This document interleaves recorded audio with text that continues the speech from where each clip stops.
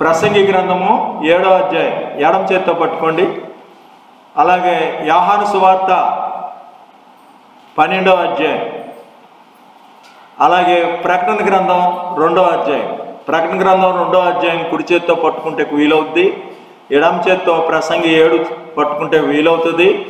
మీ 2 బొట్టనేళ్ళు కానీ మీ చేతి వేళ్ళుతో ఏ రకంగా అయినా యోహాను సువార్త. దీన్ని మిషనరీ వాళ్ళు ఏమంటారంటే తండ్రి, కుమార, పరిశుద్ధాత్మ. అర్థమైందండి? కార్యారంభము కంటే ఏంటండి? కార్యారంభము కంటే కార్యాంతము. ఇక్కడ పరిమాణం ఉందండి. ఇంకో 8కి వెళ్ళమ్మా. ఇంకో 8. బేదలు ఎల్లప్పుడూ ఉంటారు కానీ నేను ఎల్లప్పుడూ మీతో ఉండను. స్మరణలో ఉన్న సంఘపు దూతకు ఇలాగు రాయుము, మొదటి వాడను కడపటి వాడనై ఉండి మృతుడై మరలా బ్రతికిన వాడు చెప్పు సంగతి లేవనగా. ఏమండి? మొదటి వాడును కడపటి వాడు. ఇక్కడ అర్థమైందా పరిమాణం అంటే? మొదటి వాడు, కడపటి వాడు, కార్యారంభము, కార్యాంతము. బేదలు ఎల్లప్పుడూ ఉంటారు, నేను ఎల్లప్పుడూ మీతో ఉండను. ఎవరు ఎంతకాలం? ఏమండి? ఎవరు ఎంతకాలం ఉంటారు? నిలవరైన పట్టణం మనకి ఇక్కడ లేదు. జ్ఞానుల మనసు ప్రలాపించుంటూ వారి మీద ఉండను. బుద్ధిహీనుల తలంపు సంతోషించు వారి మధ్యన మనసు మోసకరమైనది. ఈ మనసు ఎప్పుడు ఒకలాగా ఉండదు. దాన్ని బట్టి ఇంకో 4వ వచనం చదవండి. మనసును ఎప్పుడు ప్రలాపించింటి వారి మీద పెట్టాలంట. బుద్ధిహీనుడైతే సంతోషించే వారి మీద, బాగా బట్టలు వేసుకొని, మంచి బంగారం కొనుక్కొని, మంచి కార్లు కొనుక్కున్న వాళ్ళని, మంచి డాబాలు కొనుక్కున్న వాళ్ళని, వాళ్ళని చూస్తారంట. జ్ఞానంట ప్రలాపించేవారు, యాక్సిడెంట్లు అయిన వాళ్ళు, చనిపోయిన వాళ్ళు, హాస్పిటల్లో కాడు తెగిపోయిన వాళ్ళు, వాంతులు అవుతున్న వాళ్ళు, వీరేచనాలు అవుతున్న వాళ్ళ మీద మనసు పెడతారట. నువ్వు జ్ఞానివా బుద్ధిహీనుడువా? జ్ఞానివో బుద్ధిహీనుడువో నీకు ఎలా తెలుస్తుందంటే నీ మనసు ఎవరి మీద పెడుతున్నావు. నీ మనసు జ్ఞాన మనసు అయితే ప్రలాపించుంటూ వారి మీద పెట్టాలి. బుద్ధిహీన మనసు అయితే వాళ్ళకి ఇది కలిగింది, వీళ్ళకి కలిగింది, మనకేమీ లేదే అనుకునేది బుద్ధిహీన మనసు. అదే ఇంకో 4వ వచనం చదవమ్మా త్వరగా. ఆయన శిష్యుల్లో ఒకడు అప్పగించిన యోధ. మొదటి శిష్యుడు తర్వాత ఏమయ్యాడండి? అప్పగించే వాడిగయ్యాడు. అర్థమవుతుందా? ఎందుకు మారాడు? మొదటి శిష్యుడు అన్నీ వదులుకొని వచ్చిన వాడు అప్పగించేవాడిగా మారాడా లేదా? మారాడా? ఏమొచ్చింది? బుద్ధిహీన మనసు వచ్చింది. ఎక్కడ సంతోషించే వారి మీద మనసు పెట్టాడు. అన్నయ్య కయ్యపాలతో మనసు కలిపేసుకున్నాడు. అర్థమవుతుందా? అర్థమైంది? ఇతను మనసు మారిందా లేదా? మొదట అప్పగించేవాడుగా మారాడు శిష్యుడు, అప్పగించేవాడు. మనకు సరిపోద్దా? 4వ వచనం ప్రకటన గ్రంథంలో 4వ వచనం చదవండి త్వరగా. మొదట ఉన్న ప్రేమను విడిచితమని. మొదట ఉన్న ప్రేమ విడిచిపెట్టాడు లేదా? మొదటి శిష్యుడు కదా. ఇప్పుడు ప్రేమ ఎందుకు పోయి అప్పగించాడు? అవునా? ఇప్పుడు సపోర్ట్ రిఫరెన్స్లకి ఎవరైనా వచనాలు ఎలా చెప్తారంటే అమ్మా 6:13, 7:14, 9:16 బైబిల్ అంతా కెలుగుతారు కోడికి. మీకు అది అలవాటు. అసలు ఇదే సింపుల్. 3 అధ్యాయాలు తీసుకున్నామా దానికి అదే సపోర్ట్. ఏ అంకి తీసామో అదే కలుస్తుంది. అర్థమవుతుందా? 8వ వచనాలు ఏముంది? ఎవరెంత కాలమో అనేది 8వ వచనం పరిమాణం వచ్చింది. 4లో నీ మనసు మారిపోతుందేమో. ఉదాహరణ ఏంటి? అప్పగించే యోధాగా మారాడు. మొదట శిష్యుడు. ఎందుకు అలాగుంటే నేను ఊరుకోను అంటున్నాడు. మొదట ఉన్న ప్రేమను విడిచితమని తప్పు నీ మీద మోపాలంటున్నాడు. అర్థమైందండి? 3:5లో గద్దింపు ఉంటుంది. ఈ యోధ ఏమంటున్నాడో గద్దింపు అంటే హెచ్చరిక. 5వ వచనం చదవండి త్వరగా. బుద్ధిహీనుల పాటలు వినుట కంటే జ్ఞానులు గద్దింపినుట మేలు. గద్దింపు అనగానే గద్దింపు వస్తుంది చూడండి. చదవమ్మా 5వ వచనం. ఈ అత్తరెందుకు 300 ధ్యానారాలు కమ్మి బేదలకు గద్దిస్తున్నాడు అమ్మాయిని. ఎవరిని? పాపాత్మురాలైన అసలు ఈ అత్తరెందుకు 300 ధ్యానారాలకు అమ్మి బేదలకు ఇవ్వలేదు. దేవుని స్తోత్రం. ఇంకో 5వ వచనం. ఏ స్థితిలో పడితేవో జ్ఞాపం చేసుకొని మారు మనసు పొందుము. మొదటి క్రియలు చేయము.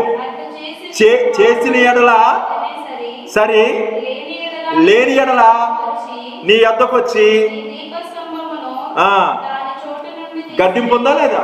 3 చోట్ల గద్దింపు ఉంది. హల్లెలూయా. ఇక్కడ ఏమన్నాడు యోధ? ఏమన్నాడు? గద్దిస్తున్నాడు. ఏ అత్తరెందుకు ఇలా చేసావు, పేదలకు ఇవ్వచ్చు కదా అంటున్నాడు. అక్కడ కూడా దేవుడు గద్దిస్తున్నాడు, నువ్వు మారు మనసు పొందితేనే సరే అంటున్నాడు. అక్కడేమన్నాడు? బుద్ధిహీనులు పాటలైనడు కంటే జ్ఞానులు గద్దింపునుట మేలు. 3 చోట్ల గద్దింపు ఉందా లేదా? దేవుని స్తోత్రం. 1వ వచనాల్లో ఏమండి? పేరు, మంచి పేరు. చదవండి. సుగంధి తైలము కంటే మంచి పేరు మేలు. దేవుని స్తోత్రం. ఖ్యాతి ఏంటండి దీనికి? సుగంధ తైలము కంటే మంచి పేరు మేలు, ఒకరి జన్మదినము కంటే ఏమంటారు? మృతుల్లోండి లేపిన లాజరు బేతనీయకు 6 దినాలు ముందుగా. ఇక్కడ ఏం చేశాడంటే లాజరు బయటికి రమ్మని పిలవగా లాజరు బయటకు వచ్చేసాడంట. పెద్ద పేరు వచ్చిందంట. అక్కడికి 6 దినాలు ముందుగా వచ్చాడు. పెద్ద పేరు వచ్చినప్పుడు వచ్చాడు. అర్థమవుతుందమ్మా? అందుగుంచే గాడిద మీద ఊరేగించారు ఆయన్ని. అవునా? కాబట్టి పెద్ద పేరు. ఇక్కడ ఏమంటున్నాడు? సుగంధ తైలం కంటే మంచి పేరు నీకు శ్రేష్టం అంటున్నాడు. ఖ్యాతి. 1వ వచనం ఇంకా మరి ప్రకటన గ్రంథంలో ఎలా ఉన్నాడంటే ఇక్కడ ప్రయాణం చేస్తున్నాడు. 7 నక్షత్రాలు చేత కలిగి 7 దీపస్తంభాల మధ్యన సంచరిస్తున్నాడా లేదా? అక్కడికి ఏమొచ్చాడు? బేతనీకి వచ్చాడా లేదా? ఏమని? దీపస్తంభాల మధ్యన మరి లైట్ వెలుగుద్దా లేదా? మంచి కాంతితో 7 నక్షత్రాలు అంటే లడ్డూలా? నక్షత్రం అంటే సూర్యుడి కంటే పెద్దది. అర్థమవుతుందండి? మరి 7 నక్షత్రాలు పట్టాడంటే సెంటు భూమే కోట్ల రూపాయలు ఉంది. బరువు ఎత్తడానికైనా కొనటానికైనా ఏమండి? మాట్లాడదు. కొనటానికైనా ఏమండి? చాలా స్తోమత గలవాడు మాట, చాలా బలవంతుడు. దేవుని స్తోత్రం. కాబట్టి 3 చోట్ల ఖ్యాతి ఉంది. 7 నక్షత్రాల చేతబట్టి దేవుని 7 ఆత్మల గలవాడు, 7 దీపస్తంభాల మధ్యన సంచరించుచున్నవాడు, ఒకని జన్మదినము కంటే మరణదినమే మేలు. కాబట్టి 3 చోట్ల ఖ్యాతి ఉంది. 1వ వచనాల్లో. 2వ వచనాల్లో చదవంపుంటే చదివిందే వస్తుంది. 2వ వచనం, విందు జరుగుతున్న ఇంటికి వెళ్ళుటి కంటే ప్రలాపించి ఇంటికి వెళ్ళుటి మేలు. ఏలయనగా మరణం అందరికీ మనసు పెట్టడం. అమ్మా, నువ్వు మనసు ఏం పెడుతున్నావో అన్నీ తెలుసు. ఆయన చెప్తున్నాడు చూడు, ప్రకటన గ్రంథంలో 2వ వచనం చదవండి. నీ క్రియలు, నీ కష్టము, నీ సహనము నేను ఎరుగుదును. దుష్టులు సహింపలేవని, దుష్టులు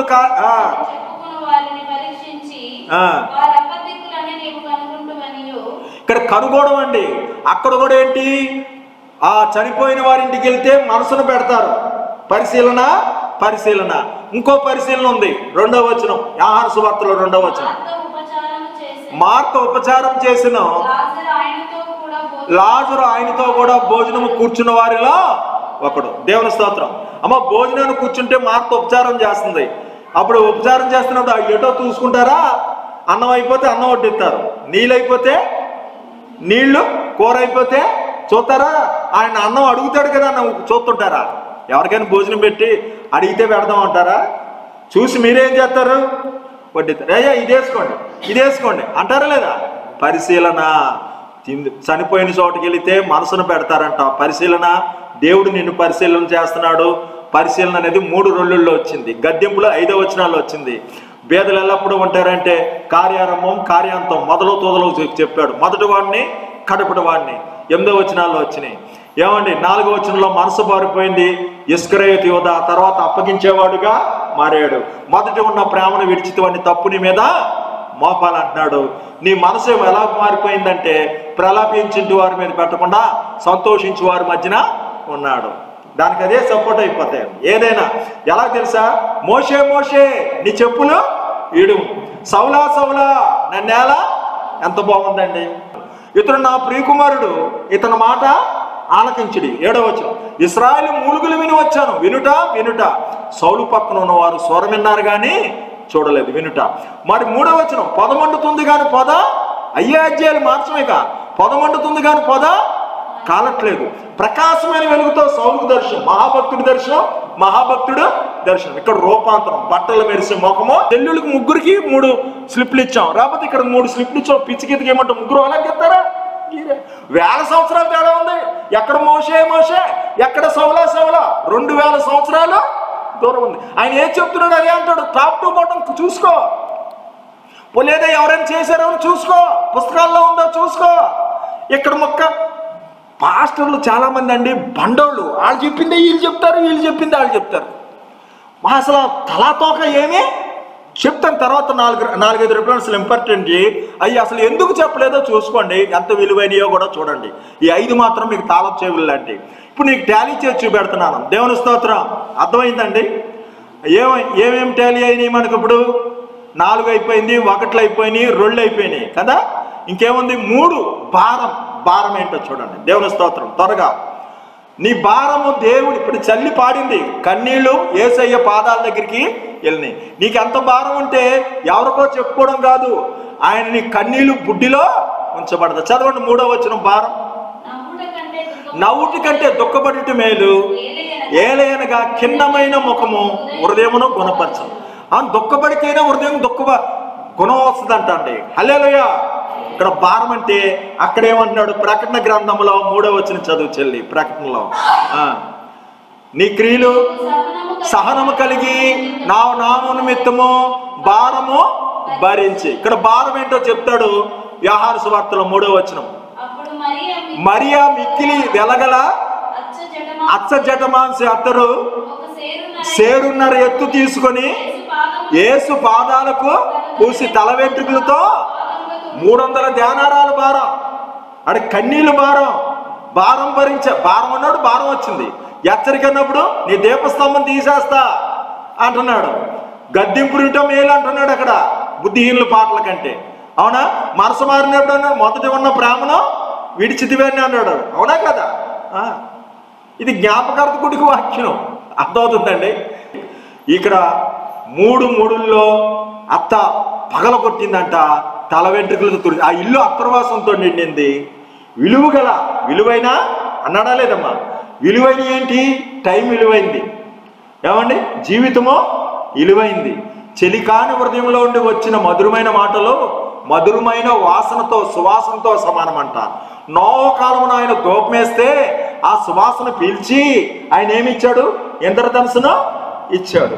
మరి మన ప్రార్థన ప్రాతకాల ధూపం వలె, సాయంకాలం నైవేద్యం వలె ఉండాలి మధురంగా. అప్పుడు మన ప్రార్థన ఆలకిస్తాడు. దేవుని స్తోత్రం. ఆ ఇల్లు అత్తర్వాసంతో నిండింది.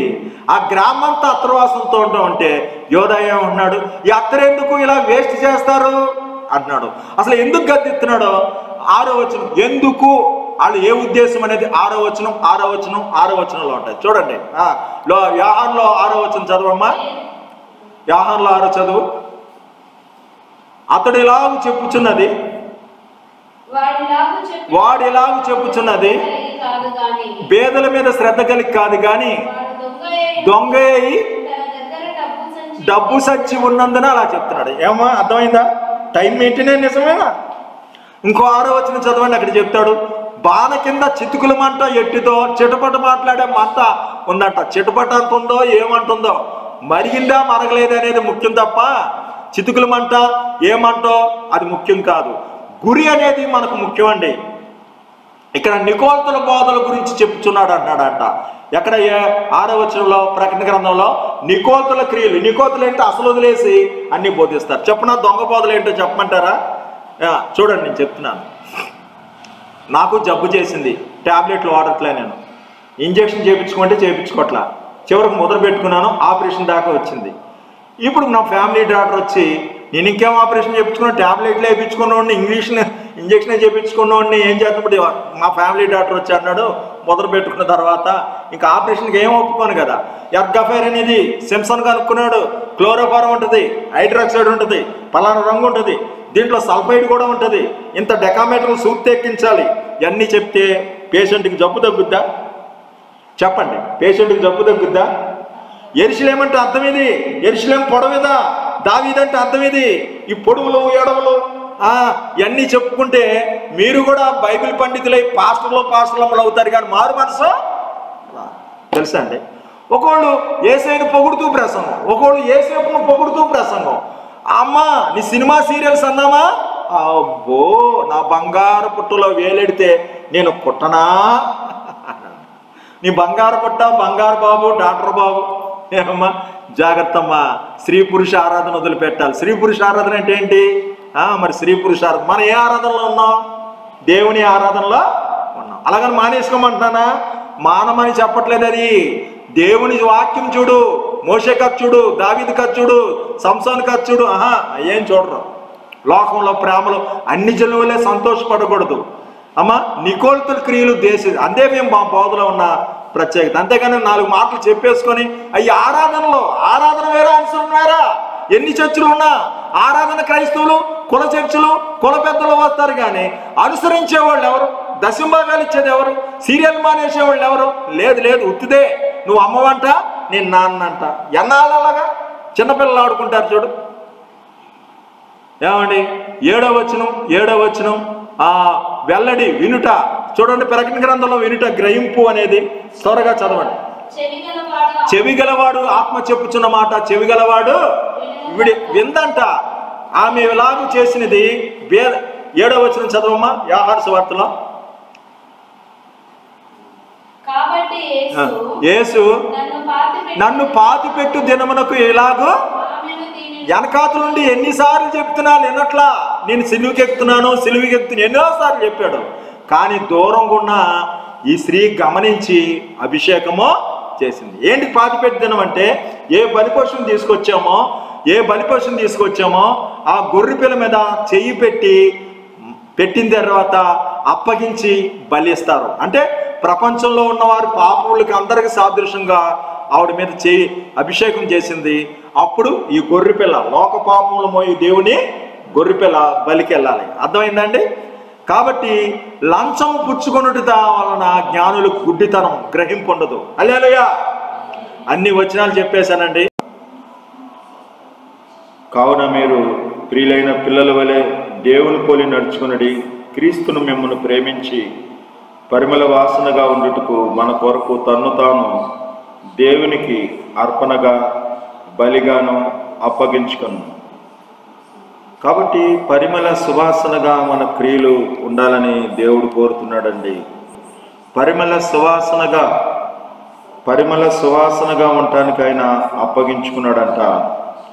మనం చేతులెత్తి ప్రార్థన చేయుట సాయంకాలం నైవేద్యములే ప్రాతకాలం ధూపములే ఉండాలని దేవుడు కోరుతున్నాడు. కాబట్టి మన జీవితము ఏ రీతిగా ఉందో, ఆ స్త్రీ అత్తరబుడ్డుని పగలగొట్టి ఆ ఇల్లు అత్తరవాసనతో నిండింది, ఆ గ్రామం అంతా అత్తరవాసనతో నిండింది. మరి ఈ పరిమళ సువాసన ఏంటంటే పరిశుద్ధుల నీతి క్రియలు. కాబట్టి మన నీతి క్రియలు పరిశుద్ధంగాను దేవునికి అనుకూలంగాను సంపూర్ణంగాను ఈ లోక మర్యాదను అనుసరించక ఉత్తమము అనుకూలమైన దేవుని చిత్తమేదో ఎరుగునట్లు మనసు మారి నూతనమగినట్టు వలన రూపాంతరము చెందాలి.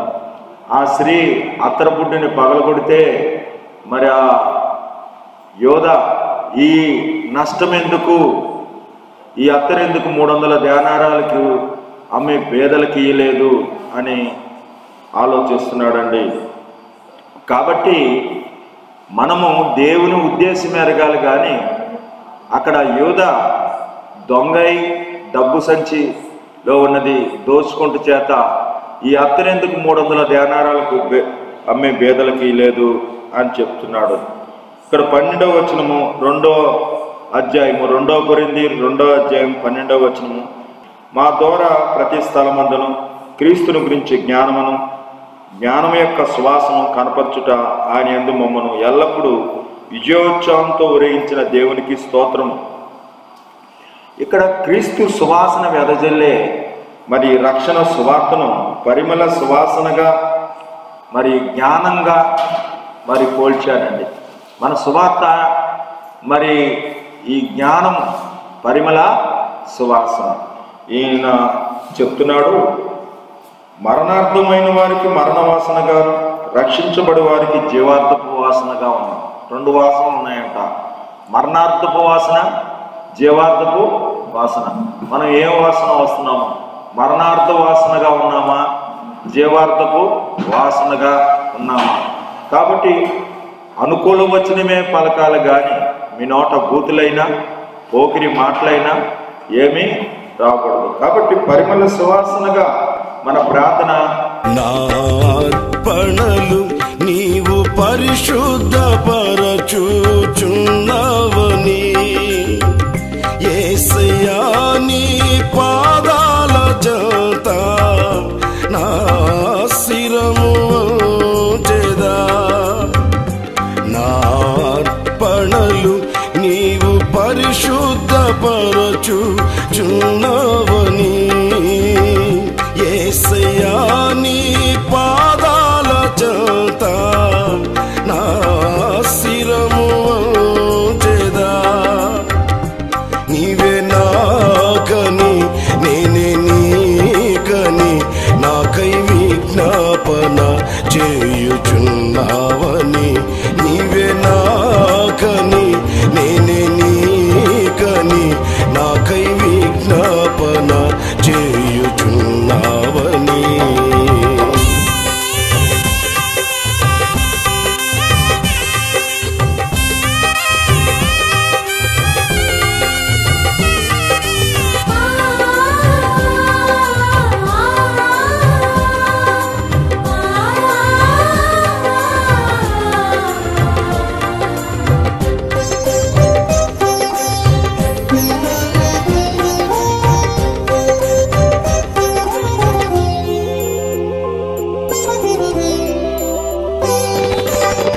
ఆదరణ లేని ఈ లోకములో ఆనుకుంటినే ఎదుటే నిలిచే నీపైనే. ఆదరణ లేని ఈ లోకములో ఆనుకుంటినే ఎదుటే నిలిచే నీపైనే. అనురాగ సీమలో అనుబంధము పెంచిన నీతో అరణ్యవాసమే నాకు మేలాయెను. అనురాగ సీమలో అనుబంధము పెంచిన నీతో అరణ్యవాసమే నాకు మేలాయెను. నా అర్పణలు నీవు పరిశుద్ధపరచుచున్నావని, యేసయ్యా నీ పాదాల చెంత నా శిరము ఉంచెదా. నీవే నాకని నేనే నీకని నాకై విజ్ఞాపన చేయుచున్నావని.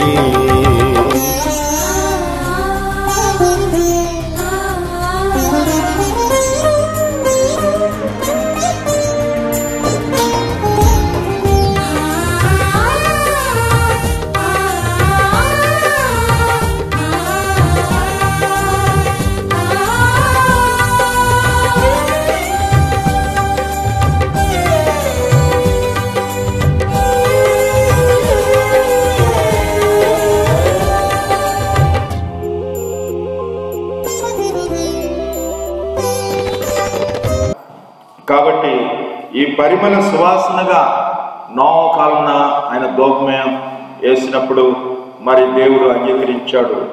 అలాగే సామెతల గ్రంథంలో చెప్తాడు, చెలికాని హృదయంలో ఉండొచ్చు మధురమైన మాటలు, అవి ఎలాగుంటాయట, పరిమళ వాసన కొడతాయట.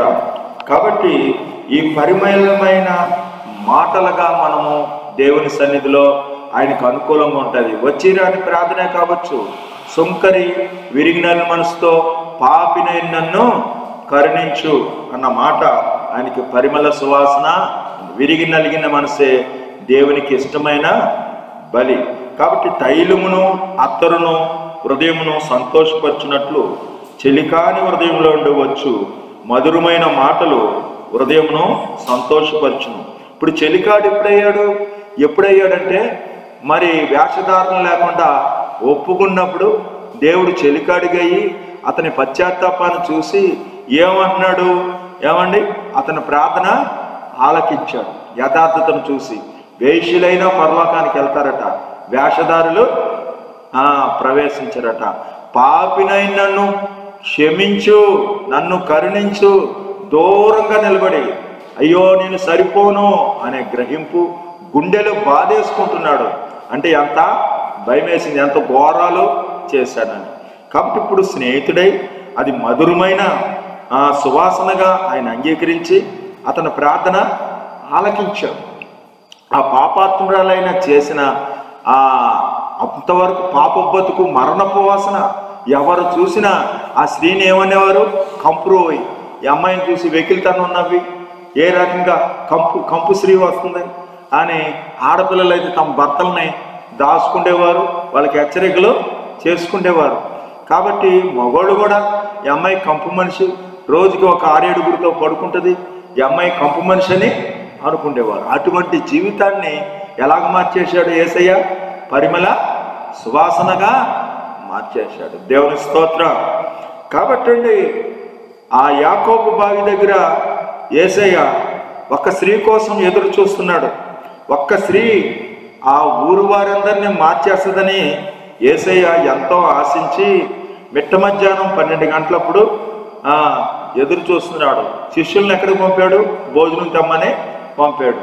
ఈ ఎదురు చూస్తుంటే లోపల మరి మిట్ట మధ్యాహ్నం ఎందుకు వస్తుందంటే అందరి మధ్యన రావడానికి ఈ కంపు మనిషి వచ్చిందని అందరూ ఎగతాళి చేస్తారని మధ్యాహ్నం వస్తుంది. అందరూ అయిపోయిన తర్వాత ఈ బింది తెచ్చుకొని నీళ్లు తెచ్చుకోవడానికి వస్తే యేసయ్య అంటున్నాడు, అమ్మా నాకు కొంచెము దాహము ఇమ్ము అంటే, అమ్మా నాకు కొద్దిగా దాహం ఇమ్ము, కొద్దిగా నాకు నీళ్ళు ఇమ్మా అంటే, అయ్యా ఈ బావి చాలా లోతైనది, నేను ఇస్తానా, నేను సమరీయురాలిని, మీరు యూదులు అని నియమాలు చెప్తుంది. అంటూ వింటూ అన్నీ బాగున్నాయి.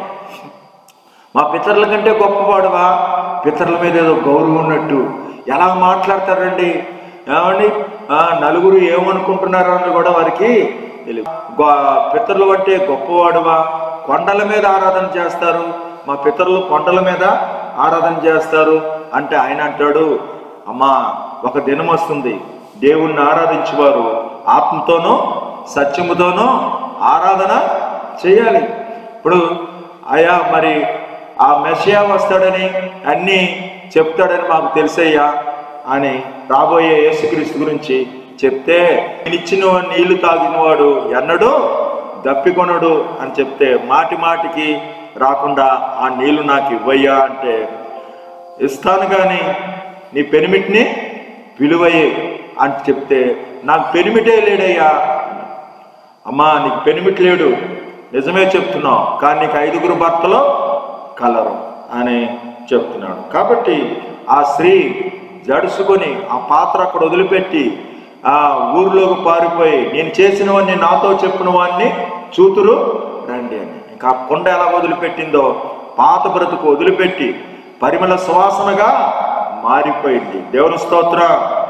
గమ్యమెరుగని వ్యామోహాలలో గురి నిలిపితినే, మార్గము చూపిన నీపైనే. గమ్యమెరుగని వ్యామోహాలలో గురి నిలిపితినే, మార్గము చూపిన నీపైనే. గాలిని గద్దించి గాలి మేడలు కూల్చిన నీతో, శాలెము నీడయే నాకు మేలాయెను. గాలిని గద్దించి గాలి మేడలు కూల్చిన నీతో, శాలెము నీడయే నాకు మేలాయెను. నా అర్పణలు నీవు పరిశుద్ధపరచుచున్నావని, యేసయ్యా నీ పాదాల చెంత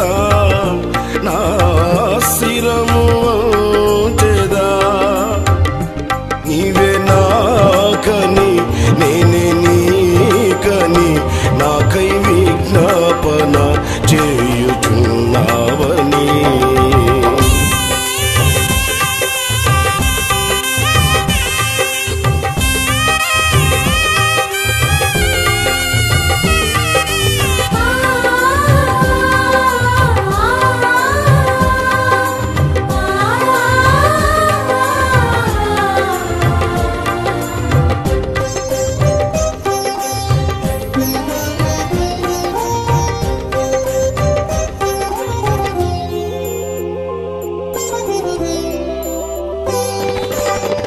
మంద కాపరుల గుడారాలలో మైమరచితినే మమతను చూపిన నీపైనే.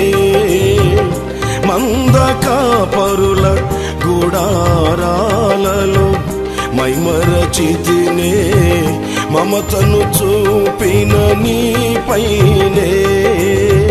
మహిమాన్వితమైన నీ మందలో నన్ను దాచిన నీతో సియోను ధ్యానమే నాకు మేలాయెను. మహిమాన్వితమైన నీ మందలో నన్ను దాచిన నీతో సియోను ధ్యానమే